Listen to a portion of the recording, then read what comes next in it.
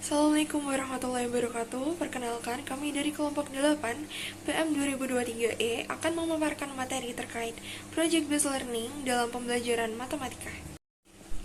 Baik, berikut adalah beberapa anggota dari kelompok kami. Yang pertama, saya sendiri Aude Eka Putri. Selanjutnya ada Muhammad Hendrianto, Pramodia Ananta, dan Mahfudatul Ilmasari. Sebelumnya izinkan saya berpantun terlebih dahulu. Derai ombak indah gemulai, nuansa khas Pulau Dewata. Penjelasan materi akan segera kami mulai. Semoga dapat membawa manfaat yang nyata. Baik, yang pertama ada pengertian dari Project Based Learning. Project Based Learning sendiri merupakan suatu aktivitas pembelajaran yang menuntut siswa untuk aktif dalam suatu proyek guna mengkonstruktif pengetahuan yang telah mereka peroleh. Jadi, Project Based Learning ini menggunakan proyek sebagai media pembelajarannya. Nantinya, siswa akan diminta untuk memecahkan masalah melalui pengalaman-pengalaman nyata. Baik, untuk tujuan dari Project Based Learning ini sendiri yaitu meningkatkan pemahaman konsep, mengembangkan adanya keterampilan, meningkatkan motivasi dan keterlibatan siswa, serta mendorong adanya pembelajaran mandiri. Mengapa Project Based Learning disebut dapat meningkatkan pemahaman konsep?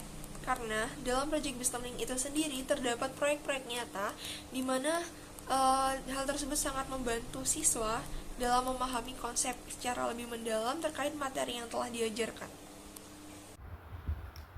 Karakteristik menurut Bloomens pada Aksela 2019.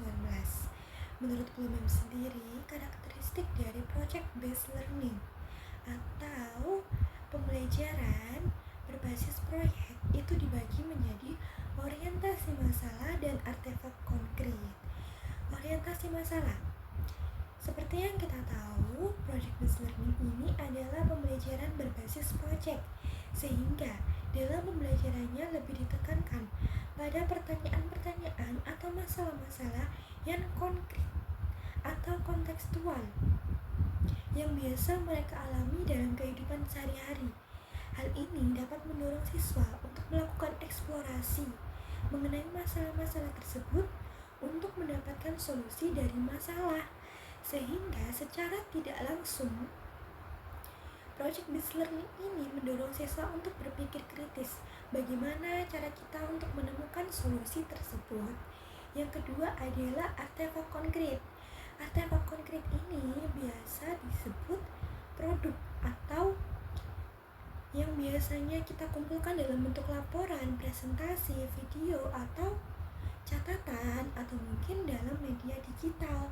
Artefak ini dapat menunjukkan kepada guru bagaimana tingkat kepemahaman siswa dalam memecahkan masalah, dalam melakukan eksplorasi.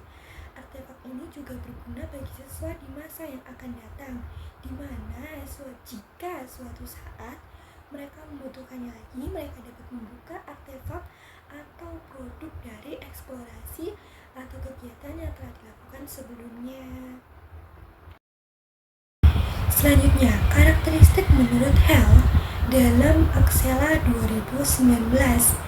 Yang pertama ada kontrol pembelajar dalam proses pembelajaran.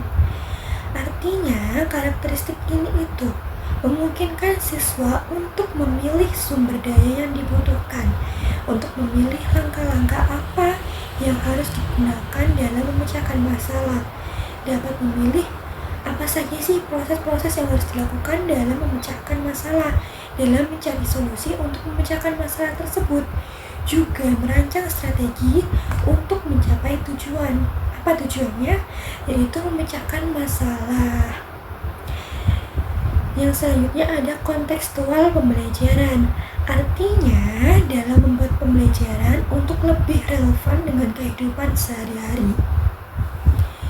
Proyek dalam Project Based Learning ini dibuat relevan dengan kehidupan sehari-hari, sehingga siswa itu dapat menghubungkan antara konsep yang telah dipelajari dengan apa yang telah dilakukan dalam memecahkan masalah, dalam mengeksplorasi. Jadi mereka dapat menghubungkan tuh antara konsep yang telah dipelajari di sekolah dengan eksplorasi yang dilakukan, sehingga tingkat kepemahaman mereka juga menjadi lebih baik. yang terakhir ada penggunaan dan penciptaan berbagai bentuk representasi.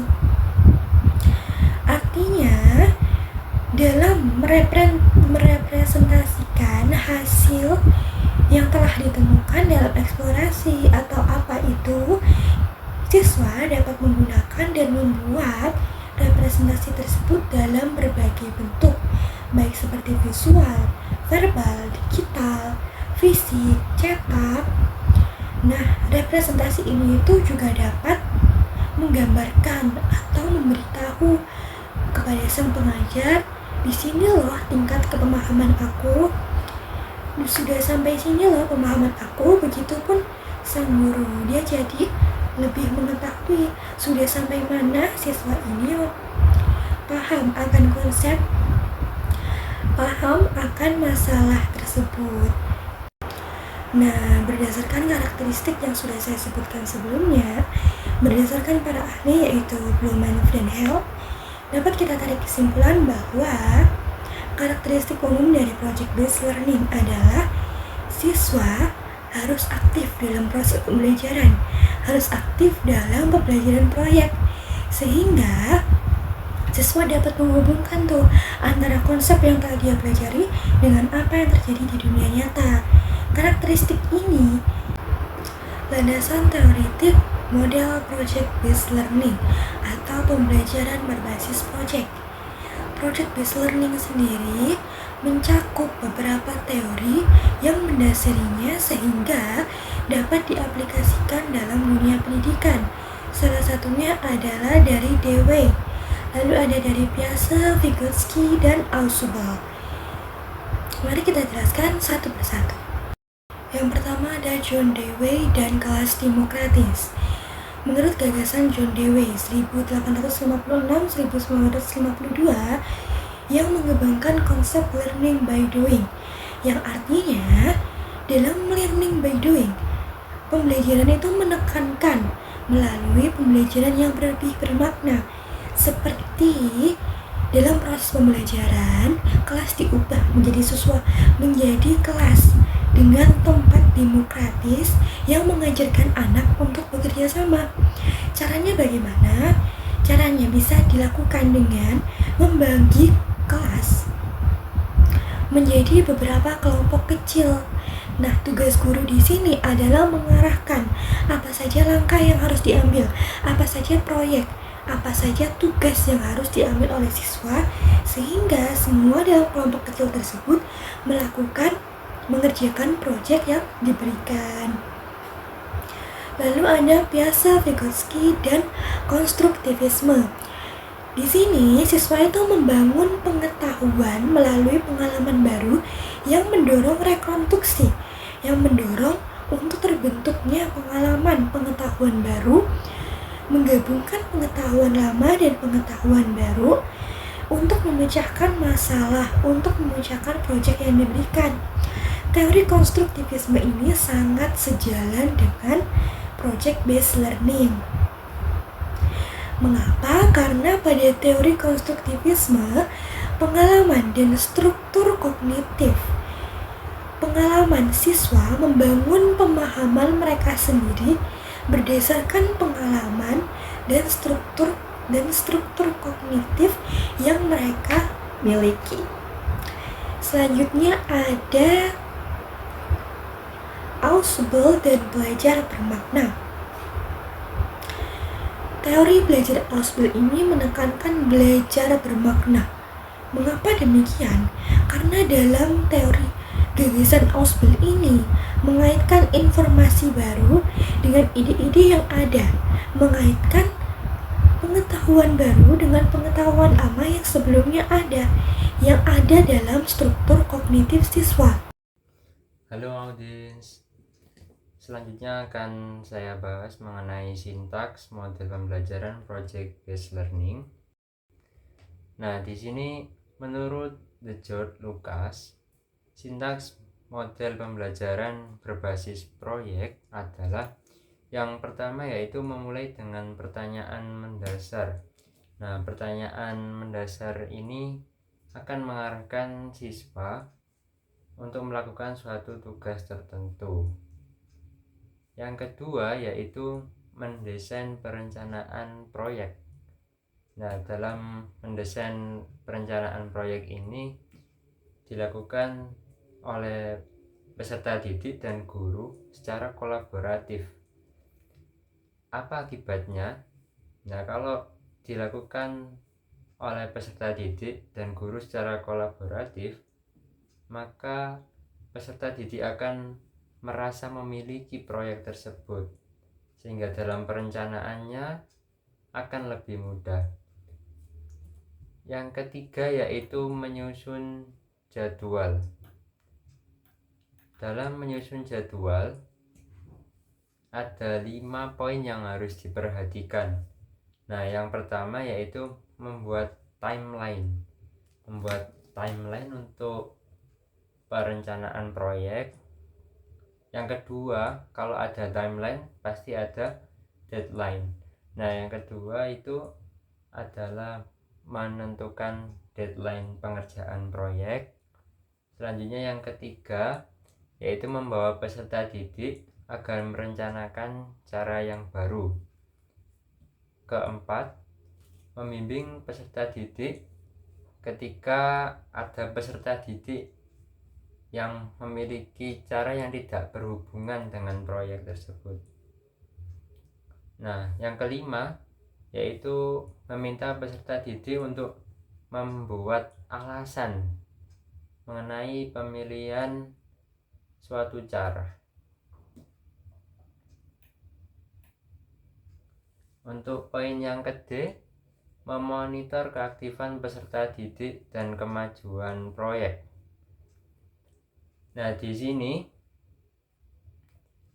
guru itu mempunyai tanggung jawab sebagai pemfasilitas.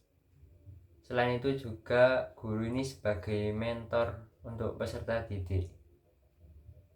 Jadi setiap peserta didik melakukan suatu kegiatan, maka guru ini menjadi mentornya. Artinya guru ini mempunyai peran yang penting saat peserta didik melakukan kegiatan-kegiatan pada pembelajaran berbasis proyek. Selanjutnya yaitu menguji hasil. Nah, menguji hasil ini yang pertama yaitu peserta didik akan diketahui kemajuannya. Kemajuan dari segi materi, kemajuan dari segi pemahaman, dan lain-lain. Selanjutnya, guru itu juga dapat lebih mudah untuk mengetahui strategi pembelajaran di masa yang akan mendatang karena dilakukan evaluasi ini.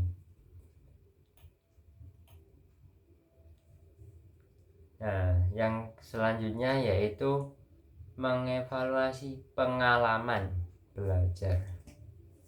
Nah, dari sini guru dan peserta didik melakukan refleksi dari kegiatan yang telah dilakukan. Di proyek tersebut tentunya ada suatu tujuan yang harus tercapai, ada suatu jawaban yang harus tercapai. Nah, di sini pada tahap evaluasi ini guru dan siswa saling berdiskusi. Nah, tujuannya agar guru ini tahu siswa itu sudah menemukan jawaban atau belum dari proyek yang dilakukan. Selain menemukan jawaban, siswa juga ditanya mengenai pengalaman dan juga perasaan ketika mengerjakan proyek tersebut. Setelah itu ada sintaks model pembelajaran berbasis proyek. Yang pertama yaitu memulai dengan pertanyaan mendasar. Aktivitas guru yaitu menyampaikan topik dan mengajukan pertanyaan bagaimana cara memecahkan masalah. Yang kedua yaitu mendesain perencanaan proyek. Nah, guru memastikan setiap peserta didik dalam kelompok memilih dan mengetahui prosedur pembuatan proyek yang akan dihasilkan.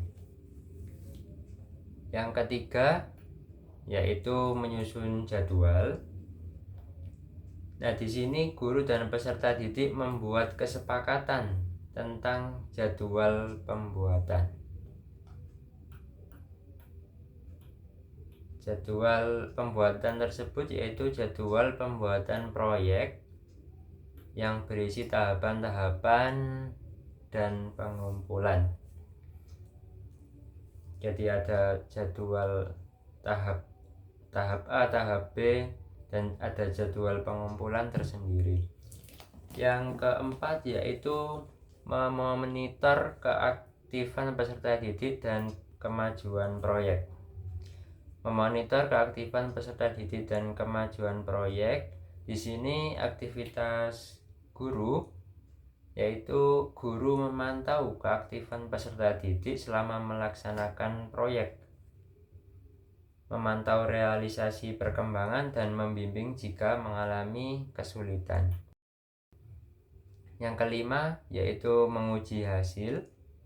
Nah, di sini guru berdiskusi tentang prototipe proyek, memantau keterlibatan peserta didik, dan mengukur ketercapaian standar. Selanjutnya yang keenam yaitu mengevaluasi pengalaman belajar. Nah, di sini guru membimbing proses pemaparan proyek. Guru juga menanggapi hasil.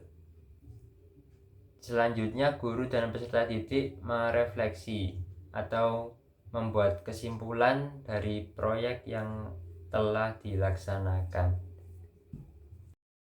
Nah, selanjutnya akan dibahas mengenai pengelolaan kelas dengan model pembelajaran project based learning.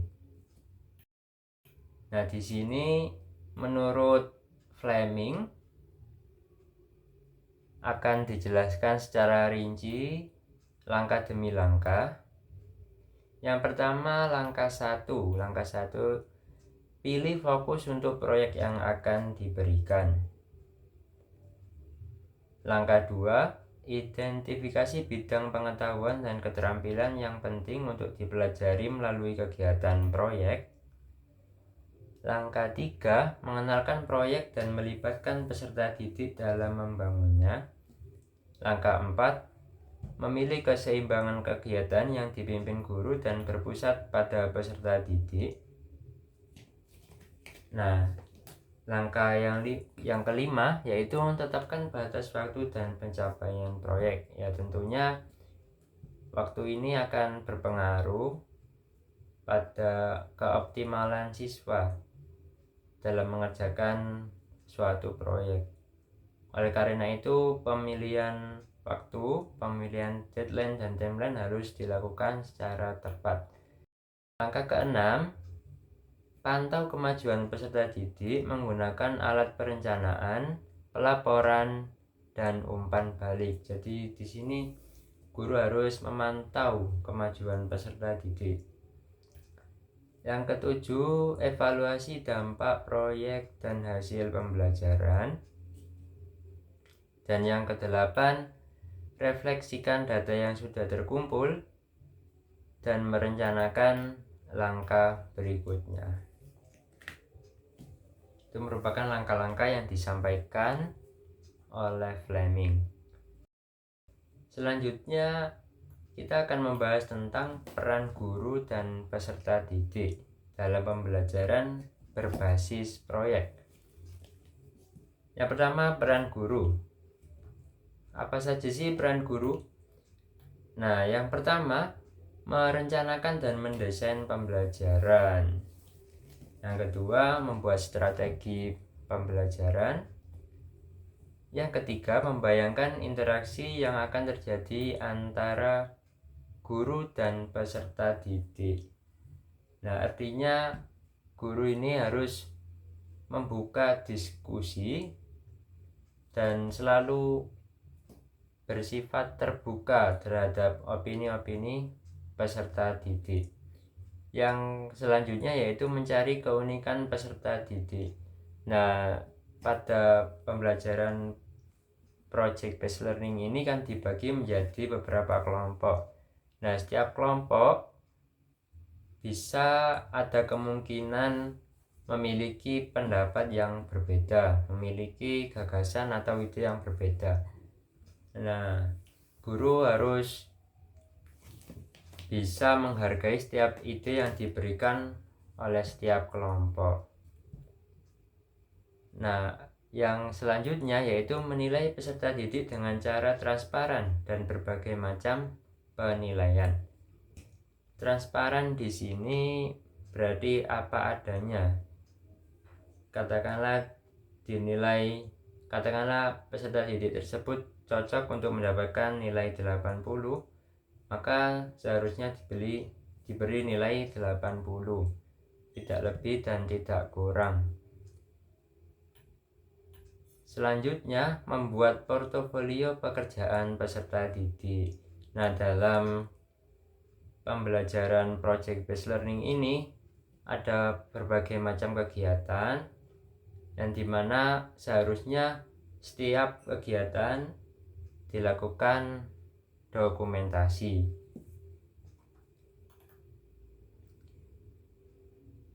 Kemudian akan dibahas mengenai peran peserta didik.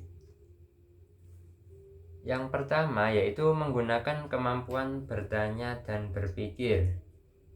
Nah, tentunya project based learning ini akan membuat siswa mempunyai kemampuan bertanya dan juga berpikir untuk menyelesaikan permasalahan maupun proyek tersebut.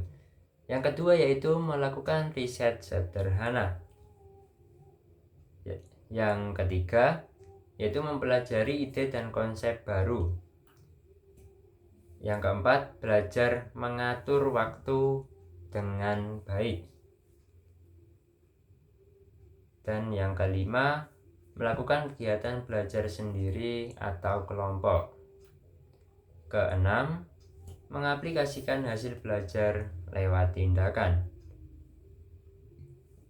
Dan yang ketujuh, melakukan interaksi sosial. Di sini interaksi sosial yang terjadi yaitu wawancara, survei, observasi, dan lain-lain. Baik teman-teman, untuk yang selanjutnya ada kelebihan dari PJBL. Nah, menurut Susanti, ada beberapa kelebihan dari PJBL antara lain yang pertama meningkatkan motivasi. Nah, PJBL ini memberikan kesempatan bagi siswa untuk terlibat dalam pembelajaran yang lebih menarik dan relevan. Ketika siswa terlibat aktif dalam suatu proyek nyata, mereka merasa lebih termotivasi karena mereka itu dapat berkontribusi dalam melaksanakan pembelajaran. Ini juga membantu siswa dalam memahami bahwa pembelajaran tidak hanya terjadi di dalam kelas, tapi juga di dalam dunia nyata. Yang kedua, yaitu meningkatkan kemampuan pemecahan masalah. PJBL ini juga mendorong siswa untuk menghadapi tantangan dan masalah yang kompleks. Di sini, guru dapat mengamati bagaimana siswa menggunakan keterampilan berpikir kritis dan analitis mereka untuk menyelesaikan masalah. Ini tidak hanya meningkatkan kemampuan pemecahan masalah mereka, tetapi juga mempersiapkan mereka dalam situasi di luar sekolah di mana mereka harus berpikir secara kreatif dan strategis. Untuk selanjutnya yaitu meningkatkan keterampilan mengelola sumber. Dalam PJBL ini, siswa diajarkan untuk mencari, mengevaluasi, dan menggunakan berbagai sumber informasi. Di sini guru berperan sebagai fasilitator yang membantu siswa mengembangkan keterampilan mereka. Dengan mengelola sumber daya secara efektif, siswa belajar bagaimana merencanakan dan melaksanakan proyek dengan baik, yang merupakan keterampilan penting untuk masa depan mereka. Oke, tadi kan udah membahas kelebihan dari model pembelajaran PJBL ya teman-teman. Nah, selanjutnya itu kita membahas kekurangan dari model pembelajaran PJBL. Yang pertama yaitu kondisi kelas yang sulit dikelola. Salah satu tantangan terbesar bagi guru dalam menerapkan PJBL adalah pengelolaan kelas, di mana kebebasan yang telah diberikan kepada siswa ini dapat menyebabkan suasana kelas menjadi tidak kondusif jika tidak dikelola dengan baik. Nah, guru ini perlu memiliki keterampilan manajemen kelas yang kuat untuk menjaga fokus siswa dan mencegah gangguan. Nah, untuk kekurangan yang kedua yaitu PJBL ini menimbulkan tekanan bagi siswa yang lemah. Maksudnya gimana? Siswa dengan kemampuan akademis rendah atau keterampilan tertentu mungkin merasa tertekan ketika terlibat dalam proyek yang kompleks. Mereka mungkin kesulitan dalam melakukan percobaan atau mengumpulkan informasi yang diperlukan untuk proyek. Dalam hal ini, guru perlu memberikan dukungan tambahan melalui bimbingan individu atau bimbingan kelompok kecil agar semua siswa dapat berpartisipasi secara aktif dan mendapatkan manfaat dari pembelajaran tersebut. Oke, untuk kekurangan yang ketiga yaitu menyebabkan siswa kurang berkontribusi dalam tugas kelompok. Dalam beberapa kasus, ada siswa yang kurang aktif berkontribusi dalam kerja kelompok. Yang ini dapat mempengaruhi dinamika kelompok secara keseluruhan. Nah, di sini guru perlu mengidentifikasi siswa-siswi dan mencari cara untuk mendorong partisipasi mereka, misalnya dengan memberikan peran spesifik atau tanggung jawab dalam proyek. Oke, yang selanjutnya asesmen dan evaluasi.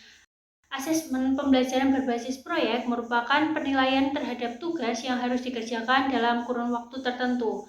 Nah, menurut Kemendikbud, penilaian proyek setidaknya ada 3 yang harus dikembangkan, yaitu yang pertama, kemampuan pengelolaan. Ini meliputi kemampuan peserta didik dalam memilih topik, mencari suatu informasi dari berbagai sumber, hingga mengelola waktu dan data untuk penulisan laporan. Untuk yang kedua, yaitu relevansi, yaitu penilaian mengenai kesesuaian produk akhir dengan materi yang dibahas saat pembelajaran. Nah, yang terakhir yaitu orisinalitas, yaitu penilaian terhadap produk yang harus dihasilkan merupakan karya asli dari peserta didik. Nah, setelah proyek selesai, guru dapat melakukan penilaian menggunakan rubrik penilaian proyek. Peserta didik melakukan presentasi hasil proyek, mengevaluasi hasil proyek, memperbaiki sehingga ditemukan suatu temuan baru untuk menjawab permasalahan yang diajukan pada tahap awal. Baik, untuk contoh pembelajaran, kami memilih materi relasi dan fungsi pada tingkat SMP dengan KD dan IKTP yang tertera seperti di atas ini. Baik, untuk kegiatan pendahuluan terdapat 3 tahapan, yaitu orientasi, apersepsi, dan motivasi. Untuk langkah-langkah dari orientasi sendiri adalah yang pertama, guru mengucapkan salam dan memimpin doa sesuai dengan kepercayaan siswa masing-masing. Lalu guru memulai pembelajaran dengan menyapa dan menanyakan kabar peserta didik. Kemudian melakukan presensi dan memastikan bahwa semua siswa siap untuk mengikuti pembelajaran. Oke, untuk contoh penerapannya sendiri, misalkan nih, saya sebagai seorang guru membuka pintu masuk dan mengucapkan salam. Assalamualaikum warahmatullahi wabarakatuh. Selamat pagi anak-anak. Gimana kabar kalian semua? Oke, sebelum memulai pembelajaran hari ini, marilah kita berdoa menurut agama dan kepercayaan masing-masing. Nah, setelah itu mengecek kehadiran siswa. Oke, hari ini masuk semua? Oke, kalian siap untuk mengikuti pembelajaran hari ini? Baik, ibu mulai ya. Oke, selanjutnya ada apersepsi, di mana pada tahapan ini guru akan memandu pemikiran siswa untuk mengingat materi yang telah didapatkan sebelumnya. Nah, untuk contoh penerapannya, siswa dapat diberikan games yang berkaitan dengan materi yang akan diajarkan. Misalnya pada relasi fungsi ini, siswa diberikan games berbagai macam nama-nama makanan kesukaan mereka, olahraga yang mereka gemari, untuk mengikatkan mereka terkait himpunan. Nah, di mana nanti himpunan itu akan dikaitkan dengan materi relasi dan fungsi. Seperti itu. Selanjutnya ada tahapan motivasi, di mana nantinya siswa akan diberikan gambaran mengenai materi yang akan dibahas pada hari tersebut dan diberikan contoh manfaat-manfaat materi tersebut dalam kehidupan sehari-hari. Misalnya pada materi relasi fungsi ini dapat dimanfaatkan manusia untuk mengambil keputusan serta memprediksi adanya penjualan dari data yang kita dapatkan sebelumnya. Baik, masuk pada kegiatan inti, langkah pertama yaitu penentuan proyek, di mana pertama-tama guru akan memulai pembelajaran dengan bantuan proyektor, menjelaskan tugas proyek mereka, dan membagi mereka dalam beberapa kelompok, serta membagikan LHP yaitu lembar hasil proyek, dan meminta mereka untuk mengamati gambar yang tertera pada LHP tersebut. Lalu guru memberikan pertanyaan-pertanyaan pemantik untuk mengingatkan mereka terkait konsep yang telah diajarkan sebelumnya. Seperti misalnya, kalian masih ingatkah dengan materi himpunan yang telah kita bahas minggu lalu? Bisa nggak kalau misalkan himpunan satu dengan yang lainnya itu dikaitkan? Nah, setelah mereka diberikan kesempatan untuk memahami dan menjawab, maka siswa akan diminta untuk menentukan tema proyek yang akan mereka lakukan nantinya. Langkah kedua yaitu mendesain perencanaan proyek. Nah, di sini peserta didik memilih ketua kelompok masing-masing yang bertanggung jawab untuk setiap kegiatan penyelesaian proyek LHP-nya. Jadi setiap kelompok ada ketua masing-masing. Selanjutnya yaitu peserta didik mencari informasi dari buku atau dari hasil diskusi kelompok untuk menentukan relasi apa yang akan dimuat ke dalam proyek. Selanjutnya yaitu peserta didik menentukan alat dan bahan yang akan digunakan untuk menyelesaikan proyek. Dan guru membimbing jalannya proses desain perencanaan proyek yang dilaksanakan setiap kelompok. Langkah ketiga, menyusun jadwal. Yang pertama tentu saja peserta didik diminta untuk menyusun atau membuat rencana jadwal untuk dilakukan pada saat proses pelaksanaan. Lalu rencana kegiatan dimulai dari hari itu, pada hari diskusi pertama, kemudian dilanjut dengan diskusi kedua, dan seterusnya. Nah, mungkin pada saat diskusi-diskusi itu tidak hanya berlangsung di hari pertama, di hari kedua, namun bisa saja terjadi di akhir kelas, atau mungkin membuat jadwal lain setelah pulang sekolah. Lalu yang terakhir, guru membimbing jalannya proses penyusunan jadwal yang sedang dilaksanakan setiap kelompok. Nah, walaupun pada awal tadi peserta didik sendiri yang menyusun rencana, namun guru juga harus membimbing jalannya pelaksanaan tersebut. Oke, untuk langkah yang keempat yaitu memonitor peserta didik dan kemajuan proyek. Nah, di sini peserta didik berdiskusi dengan anggota kelompoknya untuk menentukan dua relasi yang akan ditampilkan pada hasil proyek. Nah, peserta didik membagi tugas kepada tiap anggota kelompoknya agar semua anggota kelompoknya bisa terlibat dalam proses pengerjaan proyek. Nah, selama proses pengerjaan proyek ini dilanjutkan setelah jam pelajaran matematika berakhir. Artinya saat waktu istirahat, sepulang sekolah, atau di luar jam belajar sekolah. Nah, selama proses menyelesaikan proyek mencari relasi ini, guru sesekali mendampingi atau menjadi konsultan yang dapat membantu kesulitan-kesulitan yang dialami oleh peserta didik. Baik, tibalah kita pada kegiatan penutup, di mana pada penutup ini guru dapat meminta siswa untuk merefleksikan apa yang telah didapat pada pertemuan tersebut, mengingatkan pengumpulan terkait proyek yang telah diberikan sebelumnya, dan mengakhiri pembelajaran dengan mengucapkan salam. Seperti itu. Oke, jadi Project Based Learning ini merupakan suatu pembelajaran yang berpusat pada siswa dan mendorong siswa untuk aktif terlibat dalam proyek-proyek yang relevan dalam kehidupan nyata, di mana proyek-proyek tersebut menuntut siswa untuk memecahkan masalah, menjawab pertanyaan-pertanyaan kompleks, sehingga mereka akan terlibat aktif dalam penelitian, berpikir kritis, dan bekerja sama. Seperti itu. Oke, selesai sudah pemaparan materi dari kelompok 8. Saya selaku perwakilan dari kelompok ini mengucapkan terima kasih yang sebesar-besarnya atas waktu yang kalian luangkan untuk menonton video ini. Sekian, terima kasih. Wassalamualaikum warahmatullahi wabarakatuh.